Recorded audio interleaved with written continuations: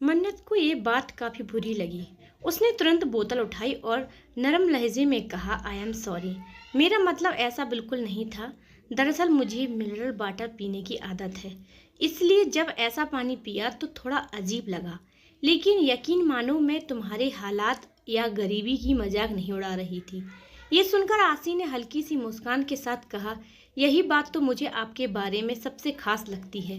मन्नत उसकी बात पर हल्का सा मुस्कुराई और फिर दोबारा से पानी पीने लगी।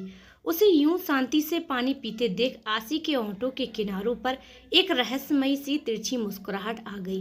कुछ ही पल में मन्नत ने बोतल खाली कर दी। आसी ने बोतल वापस लेते हुए कहा, अब तो थोड़ा एनर्जी आ गया होगा ना।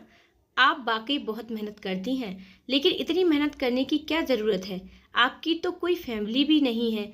इस बात पर मन्नत कुछ पल के लिए शांत हो गई, फिर जबरदस्ती मुस्कुराकर बोली, जैसी तुम हो वैसी ही मैं हूँ। यह सुनते ही आसी ने झट से बोतल पकड़ ली और थोड़ा गंभीर होकर कहा, मुझे लगता है आप गलत कह रही हैं। आप मुझसे बहुत अलग हैं। नहीं, मन्नत ने नरमी से कहा, मैं तुमसे अलग नहीं हूँ, बल्कि तुम जैसी ही हूँ। वैसे ही मैं भी हूँ, इसलिए अपने आप को मुझसे अलग मत समझो। तुम्हारी परेशानियों को मैं समझ सकती हूँ। चलो अब काम शुरू करें। इतना कहकर मन्नत अपनी जगह से उठने लगी, लेकिन तभी आसी की आवाज़ आई, आपकी फैमिली में कौन कौन है? फैमिली का नाम सुनते ही मन्नत थोड़ा अटक गई। अभी भी वह राम और सिया को माफ नहीं कर पाई थी, इसलिए आसी को लेकर वह खुलकर कुछ नहीं कहना चाहती थी। उसने बस हल्की सी मुस्कान के साथ कहा, बस इतना समझ लो कि जो जहाँ है अच्छा है, ठीक है और खुश है। आसी ने फिर पूछा, और आपका कोई भाई बहन? भाई बहन का नाम सुनते ही मन्नत का दिमाग एक बार फिर प्रिंस की तरफ चला गया। उसके चेहरे पर एक पल में गुस्से की परछाई आ गई। कड़वे स्वर में बोली, मेरा कोई भाई या बहन नहीं है। मैं अपने डैड की इकलौती बेटी हूँ। ये सुनकर आसी ने अपने मार्क्स ठीक करते हुए कहा, शायद आप अपनी फैमिली का नाम सुनकर कुछ ज़्यादा ही नाराज हो गई हैं। इस पर मन्नत ने तुरंत कहा, हाँ, क्योंकि मुझे उनका जिक्र पसंद नहीं है। जो लोग किसी से एडजस्ट नहीं करते वो मेरी ज़िंदगी में कोई जगह डिज़र्व नहीं करते। आसी ने हल्की मुस्कान के साथ सिर झुकाया और बोली, अब मैं अपने काम पर जा रही हूँ, आप भी अपना काम कीजिए। मन्नत ने बस सिर हिलाया और अपने काम में लग गई। काम करते करते शाम हो गई थी। शाम के वक्त मन्नत अनु के साथ बाहर निकली। पीछे पीछे आसी भी आ रही थी। आसी को देखकर मन्नत मुस्कुराकर बोली, आशी बाय, कल टाइम पर आ जाना। इसके जवाब में आसी ने हल्की सी स्माइल के साथ सिर हिलाया और आगे बढ़ने लगी। तभी अनु ने जरा तंज कसते हुए कहा, तुम्हारी वो चमकती हुई बड़ी कार कहाँ है? आसी के कदम अचानक रुक गए। वह थोड़ा अचंभे में बोली, सॉरी, क्या कहा आपने? अनु ने बिना मुस्कुराए जवाब दिया, वही जो तुम सुन रही हो। मैं तुमसे तुम्हारी कार के बारे में पूछ रही हूँ। कहाँ है वो? मन्नत ने फौरन अनु का हाथ पकड़ते हुए धीरे से कहा, अनु, मैंने कहा ना, तुम्हें कोई गलतफहमी हुई है। तुमने किसी और लड़की को देखा होगा। हो सकता है उसका चेहरा थोड़ा मिलता जुलता हो। मत भूलो, ये शहर है, यहाँ हर चेहरा अनोखा नहीं होता। पर अनु ने चिढ़कर जवाब दिया, नहीं मन्नत, मुझे कोई गलतफहमी नहीं हुई थी। मैंने अपनी आंखों से इस लड़की को एक बड़ी चमचमाती कार से बाहर निकलते हुए देखा था, और मेरी आंखें कभी धोखा नहीं खाती। आसी ने हंसी रोकते हुए कहा, क्या मैं किसी बड़ी कार से निकल रही थी? इम्पॉसिबल। मेरे पास तो बस एक सिंपल सी साइकिल भी नहीं है। बड़ी सी कार तो बहुत दूर की बात है। अनु ने गुस्से में कहा, झूठ बोलना बंद करो। मुझे तुम पर कभी भरोसा नहीं था, और ना ही कभी हो सकता है। तुम्हारी शक्ल ही मुझे फेक लगती है, तुम्हारे इरादे भी। उसकी बात सुनकर मन्नत ने तुरंत अनु को पीछे खींचते हुए कहा, अनु बस करो, तुम्हें इतना भी उससे लड़ने की ज़रूरत नहीं है। हम बस यहाँ पर काम करने आए हैं, ना कि एक दूसरे से दुश्मनी निभाने। हर किसी को कुछ ना कुछ झेलना पड़ता है। हो सकता है आसी भी किसी मुश्किल दौर से गुजर रही हो। अनु ने चिढ़कर मुँह फेरते हुए कहा, मुझे कोई फर्क नहीं पड़ता। जो लोग झूठ बोलते हैं मैं उन्हें कभी माफ़ नहीं कर सकती, और आसी झूठी है, मुझे इससे ज़्यादा कुछ नहीं सुनना। यह कहकर अनु गुस्से में टैक्सी में बैठ गई और चली गई। आसी ये सब सुनकर चुपचाप खड़ी रही। उसके चेहरे पर कोई भाव नहीं था, पर उसकी आंखों में कुछ कहने की कोशिश जरूर थी। मन्नत उसके पास आई और धीमे स्वर में कहा, आई एम सॉरी। अनु थोड़ी गुस्सैल है, उसे जरा सी बात भी चुभ जाती है, लेकिन तुम चिंता मत करो, वो अंदर से बुरी नहीं है। थोड़ा वक्त लगेगा उसे समझने में, बस। आसी ने धीमे मुस्कान के साथ कहा, नहीं, मुझे नहीं लगता कि अनु कभी मुझे समझेगी। उसकी नज़र में शायद मैं शुरू से ही गलत हूँ, लेकिन कोई बात नहीं, मुझे आदत है अकेले रहने की। अगर आप मेरी दोस्त बनेंगी तो किसी और की ज़रूरत नहीं पड़ेगी। ये सुनते ही मन्नत के जहन में एक नाम गूंजा, नैना। कभी वही कहा करती थी, मुझे और किसी की ज़रूरत नहीं मन्नत, तू है ना। लेकिन वही दोस्त आज सबसे बड़ा जख्म बन गई थी। उस जख्म की टीस आज फिर महसूस हो रही थी।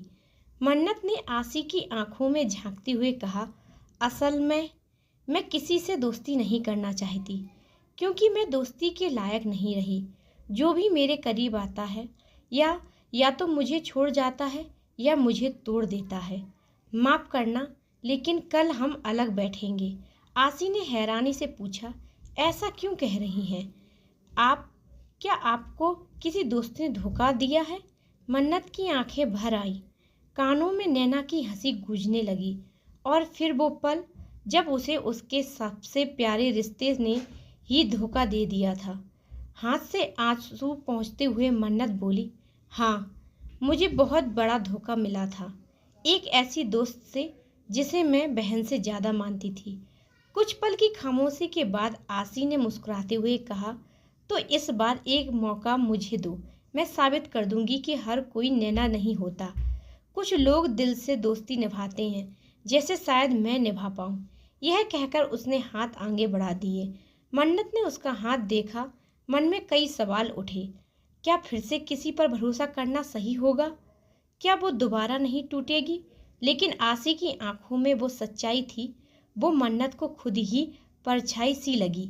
शायद इस बार वो गलती दोहराने से डर नहीं रही, बल्कि एक नया रिश्ता आजमाने की तैयारी थी। मन्नत ने हौले से आसी का हाथ थाम लिया। शायद यह शुरुआत थी एक नई दोस्ती की, एक नए भरोसे की। शायद मुझे एक बार और यकीन करना चाहिए। जैसे ही अनु ने ये कहा, यह सोचते ही मन्नत ने हल्की सी मुस्कान के साथ हाथ आगे बढ़ाया ही था कि तभी अनु ने उसका हाथ पकड़कर झटके से अपनी ओर खींच लिया। तेज स्वर में बोली, चलो, हमें लेट हो रहा है। कब से टैक्सी बाहर इंतजार कर रही है और तुम यहाँ इसे दोस्त बना रही हो। भूल गई क्या? आज हम मूवी देखने वाले थे। अनु ने बिना मन्नत की बात सुने उसे खींचते हुए टैक्सी में बिठा लिया। मन्नत कुछ कहना चाहती थी, पर अनु की तेजी और खींच के आगे वह चुप रह गई। आसी वहीं खड़ी रह गई। उसका हाथ अभी भी हवा में अधूरा उठा हुआ था, जैसे कोई रिश्ता जुड़ते जुड़ते अधूरा रह गया हो। उसकी आंखों में एक अजीब सी मायूसी थी। मन्नत ने टैक्सी में बैठते ही झिझकते हुए कहा, अनु, तुमने मुझे बात तो पूरी करने दी होती, मैं बस। पर अनु ने उसकी बात काटते हुए कहा, जो भी बात करनी होगी बाद में कर लेना। आज का प्लान बर्बाद मत करो। टैक्सी तेजी से वहां से निकल गई और आसी बस उस टैक्सी को जाते हुए देखती रह गई। उसके चेहरे पर एक हल्की सी मुस्कान थी, लेकिन वो मुस्कान भी कहीं ना कहीं बेहद अकेली रह गई थी। उधर दूसरी ओर पैलेस के एक सीक्रेट रूम में राम गंभीरता से लैपटॉप स्क्रीन पर कुछ टैग कर रहे थे। उनकी आंखों में चिंता की रेखाएं साफ झलक रही थी। तभी कमरे का दरवाजा धड़ाम से खुला और अमन हाँफते हुए अंदर आया। सर, मुझे आपसे बहुत जरूरी बात करनी है। राम ने फौरन सिर उठाया। अमन? अमन, इतनी देर कहाँ थे और ये हाल? अमन ने गहरी सांस ली, अपनी टाई ढीली की और बोला, अभी के लिए सवाल मत कीजिए सर। जो बताने वाला हूँ वो सुनकर आपके पैरों तले जमीन खिसक जाएगी। राम थोड़ा घबरा गया। क्या हुआ? साफ साफ बताओ। अमन ने एक पल के लिए आंखें बंद की और फिर बोला, जब मैं बाहर गया था तब कुछ ऐसा हुआ जिसे मैं इग्नोर नहीं कर सकता सर। वही आदमी वापस आ गया है और इस बार वो सिर्फ बदला लेने नहीं आया। राम का चेहरा सफेद पड़ गया। क्या? नहीं, ये नहीं हो सकता। तुम पक्का कह रहे हो अमन? अमन ने दृढ़ता से कहा, हाँ सर। और अब अगर हमने जल्द कोई कदम नहीं उठाया तो बहुत देर हो जाएगी। राम गुस्से और डर के मिश्रण से बुदबुदाया, लेकिन अब मैं क्या करूं? मैं अपनी बेटी को किसी भी कीमत पर खतरे में नहीं डाल सकता। अमन ने आंखों में आंसू लिए कहा, सर, मैं पहले ही अपनी बेटी से 19 साल दूर रहा हूँ। एक बाप होकर भी उसे गले नहीं लगा पाया। अब अगर कुछ हुआ तो मैं उसे हमेशा के लिए खो दूंगा। मैं अब और नहीं छिपा सकता। मैं जा रहा हूँ, मन्नत को सब कुछ बता दूंगा कि वह अनाथ नहीं बल्कि मेरी बेटी है। राम बस देखता ही रहा। इधर दूसरी तरफ अनु और मन्नत जब अपने अपॉइंटमेंट पर पहुंचे तो जैसे ही दोनों वेटिंग एरिया में बैठे, अनु का चेहरा अचानक गंभीर हो गया। उसने गुस्से में मन्नत की तरफ देखा और बोली, तुम्हारी हिम्मत कैसे हुई मेरे अलावा किसी और से दोस्ती करने की? मन्नत उसकी बात सुनकर चौंक गई। पर मैंने दोस्ती की ही कब? उसने धीरे से कहा। तो तुम क्या कर रही हो अनु? क्या इसी बात पर तुम मुझे इतनी जल्दी यहाँ लेकर आई? अनु ने सिर हिलाते हुए कहा, हाँ बिल्कुल। मुझे वो लड़की बिल्कुल पसंद नहीं है। जिस तरह से वो तुमसे बात कर रही थी उसकी नीयत मुझे ठीक नहीं लग रही थी। मन्नत ने माथे पर हाथ रखते हुए कहा, ओ गॉड, अब मैं तंग आ चुकी हूँ अनु। तुम हर किसी पर शक क्यों करती हो? इतना शक करके क्या करोगी? अच्छा सोचो, सब अच्छा होगा। अनु ने सोफे पर बैठते हुए कहा, पता नहीं मन्नत, मैं चाहकर भी उस लड़की को लेकर अच्छा महसूस नहीं कर पा रही हूँ। उसमें कुछ अजीब है, लेकिन अगर वो वाकई बदल जाए तो मुझे भी कोई दिक्कत नहीं होगी। यह सुनकर मन्नत मुस्कुरा दी, मगर तभी उसे जोर से खांसी आई। खांसते हुए उसने कहा, तुम यहीं रुको, मैं चेंज कर कर आती हूँ, फिर मूवी देखेंगे। लेकिन जैसे ही वो उठने लगी, अनु ने रोकते हुए कहा, रुको, तुम्हें मेरे लिए कुछ करने की ज़रूरत नहीं है। शायद तुम्हें सर्दी लग रही है। जाओ थोड़ा आराम करो, मैं हल्दी सूप बना देती हूँ, खांसी भी ठीक हो जाएगी। मन्नत ने सीने पर हाथ रखते हुए कहा, पता नहीं ये खांसी अचानक क्यों शुरू हो गई। अभी तक तो सब ठीक था और मैंने तो कुछ ठंडा भी नहीं खाया। अनु ने हल्की नाराजगी में कहा, दिल्ली का मौसम है मन्नत, यहाँ कुछ भी हो सकता है। ज़्यादा सोचो मत, बस जाकर कपड़े बदल लो, मैं मूवी नाइट की तैयारी करती हूँ। मन्नत मुस्कुराते हुए सिर हिलाती है और अपने कमरे की तरफ बढ़ जाती है। लेकिन जैसे ही वह अपने कमरे में पहुंची और कपड़े बदलने लगी, खांसी एकाएक और तेज हो गई। अब उसकी खांसी भी भारी लगने लगी, सीने में जलन बढ़ गई। वह अचानक ही बेड पर बैठ गई और बड़बड़ाने लगी, अभी तक तो सब ठीक था, ये क्या हो रहा है? उसकी खांसी बढ़ती जा रही थी, आंखों से पानी बहने लगा, चेहरा लाल हो गया। वह कांपते हुए फुसफुसाई, मुझे नहीं पता क्या हो रहा है, प्लीज कोई दवा दो, बहुत दर्द हो रहा है। अनु को जब उसकी आवाज़ सुनाई दी तो वह घबरा गई। वह बिना देर किए दवा लेने के लिए बाहर भाग गई। इधर मन्नत को सांस लेने में तकलीफ होने लगी थी। सीने को पकड़ते हुए उसने आंखें बंद की और धीमे से कहा, माँ। मुझे आपकी ज़रूरत है। उसे याद आया जब भी उसे सर्दी या जो खांसी होती थी, सिया उसके पास होती थी। अब वो अकेली थी। अचानक जब उसने अपना हाथ मुँह पर रखा तो उसे कुछ गीलापन महसूस हुआ। उसने डरते डरते हाथ देखा, हाथ पर खून था। ये खून। उसकी आंखें फैल गईं। उसकी सांसें रुक रुक कर चल रही थीं। मेरे मुँह से खून कैसे? कहीं मुझे कुछ गंभीर तो नहीं हो गया? डर, अकेलापन और दर्द सब एक साथ उसके चेहरे पर साफ झलकने लगा था।